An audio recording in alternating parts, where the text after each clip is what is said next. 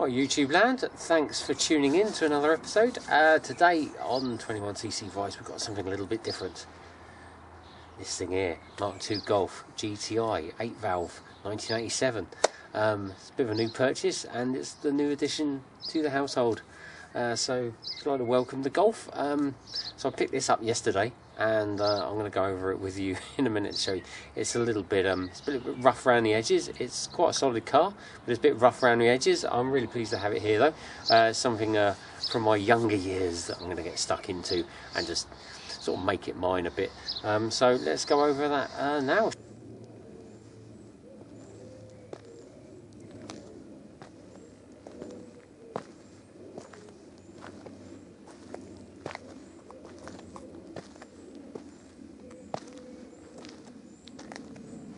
Well, here we are on the inside of my new to me Golf, and as familiar as it is, it doesn't escape scrutiny on the inside either. Now, there are a few trim things missing hither and thither, and the previous owner has actually butchered the carpets, which is a bit of a shame. So that's the carpet underneath the front of the driver's seat there. As you can see, if you're familiar with these carpets, you know that they fold over this beam, and that's where the two halves meet.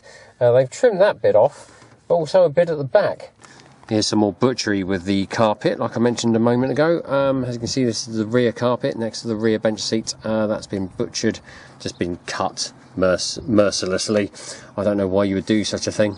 So there's this door, the mirror, the wing mirror. The rubber grommet hasn't been put in the door card properly, and there's that little bung there that covers that screw up. That's missing. It does have these decals here on the bottom of the thing on all four doors. I will be peeling them off shortly. Get rid of those. Get rid of this tatty sticker. I don't know if you can see this or if it's too dark inside there with the daylight or anything, but it's got the obligatory saggy headliner. There we go. If I bring the camera up, you can see it. You can see it just bolt hanging down there. So basically, it's a rock solid car, but it just wants some TLC. Decent parcel shelf, not butchered with speakers, so that's handy, that's quite nice, rare to find, and it's quite straight as well, not all saggy. Authentic parcel shelf me up. To be honest, I'm not really fussed with this stereo either. There's got a USB function here and to stick a USB drive in it, but as you know, due to my age, I'm more of a CD kind of guy, so that's compact disc, not CD SEEDY, a compact disc kind of guy, so I will be replacing that stereo. And again, this boot rubber gets in the way of the striker plate of the boot notch, the boot catch. So, and it's the things have started to spread, so it doesn't sit on the lip properly. Like I say, a bit rough around the edges, but somewhere along the line it does appear to have lost its aluminium wheels. I don't know if it had the BBS RAs on it on this year. Was it 87? So it might have had P slots or something, I'm not entirely sure, but they are Steelies, just normal Volkswagen Steelies, but the guy has resprayed them and put all these little centre caps in, which are all new. And it's got brand new Bridgestones all the way around it, so can't moan at that really, I guess. So going back to the inside again, surprisingly enough, the steering wheel is actually in rather good nick. So I'm really pleased with that, because you know, there's nothing worse than all the coating coming off the steering wheel. It makes it just makes the inside look a bit tatty, doesn't it? So that's nice that the steering wheel is all good. And as we can see here, typical bolster wear. On that bit, it has been kind of repaired, rather than being left sort of like with foam hanging out. It kind of, someone has actually attempted a repair. It's not the best, but it's not falling off, and it hasn't got foam hanging out, and it's of a similar colour. So again, nothing to really complain about there either.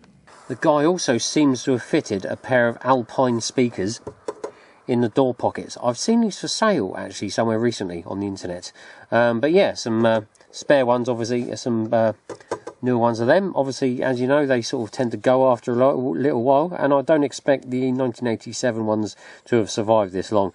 So it's nice to see some new speakers. Now, what I'm not keen on, but which can probably be sorted with a punch and some spray paint, is these two divots here. As we can see, there are some over the other side of the sunroof as well. and I'm guessing these are possibly caused by, because they look like the same pitch, they're probably caused by screws from underneath. Two longer screws probably being forced in there. I can't remember how these things go together, but I will rectify that as and when.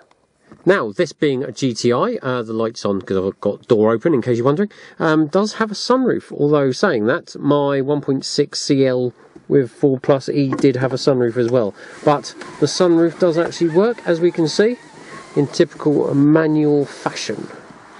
Now, one thing I did notice, apart from the divots in the actual lid itself, now as you wind it forward back again, it does kind of come a cropper. As we can see, it comes a cropper here, and that is because, as you know, if you've got a Mark II with a sunroof, there is a you're supposed to align the edges up, the front of the sun. You're supposed to align the front of the sunroof lid up with the roof, with its mating line of the roof. There's like a sort of like a setting of about, it's supposed to be like 1 mil above or 1 mil below. I can't remember, I'll have to check the Haynes manual, the one I bought back in 2001. So, yeah, but yeah, there is a setting, so that clearly wants adjusting, because as if you can have a look at the top of it, the driver's side is absolutely fine, whereas the passenger side, I don't know if it's at all visible on here, is actually a little bit lower. So that is lower than there, so that's why that knocks on the rain deflector. So I'll be adjusting that. It also does seem to have fitted these new window rubbers as well, all the way around the car. They are brand new, as we can see. As you know, if you're a Mark II kind of person, they kind of shrink and go mouldy and just kind of let all the water in. But it looks like he's fitted some nice new ones here, so that's kind of nice. One thing that is a bit ropey though is the damaged rear foil. So as you know, all you GTI enthusiasts out there, this goes all the way around the rear screen. Now this one looks to have been damaged at some point. That's just sticky. That's just like sticky residue. But they've sort of like Stanley bladed it and cut it away. I have no idea why. I do have another one at home which I've ordered and will be fitted. But it looks like the rear screen has to come out. Leave a comment below if that is the case. So, classic GTI on the old front grille there. Now this grille does have a few clips missing, so I might have to see to that later on. And there's always seems to be a load of traffic coming past, so if you can hear a car in the background, this is someone going past. There it goes, it was only a Fiat 500 anyway, it's probably driven by a woman. But so yes, this grille is does have a few clips broken. So again, typical, the car's like 30 odd years old, 37 years old, so plastic does fall apart and degrade, or degrade and fall apart actually.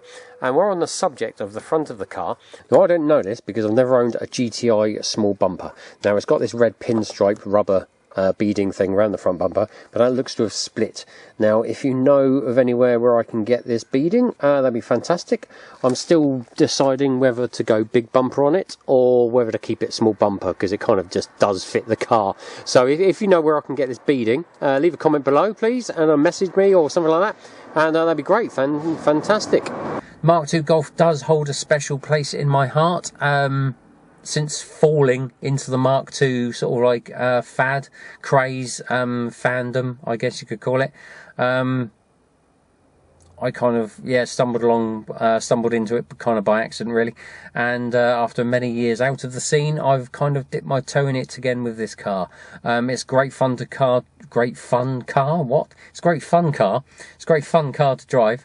As you well know, if you are a Mark II owner, you will know what a brilliant car they are to drive. Just fun, really. That's why you're here, really, as well, isn't it? Watching this Mark II Golf video. So yes, I will be doing more videos detailing my little restoration pieces. So stay tuned for that. Click on the old bell for the notifications and all that malarkey. You know how YouTube works, so I don't need to tell you that. But if you want to give us a subscribe, or a like even, that's the like thing, isn't it? Click the subscribe button, for fuck's sake. And yeah, that'll keep you informed. Anyway, thanks for watching this little one. I will keep you informed, and stay tuned for another video. Ciao for now.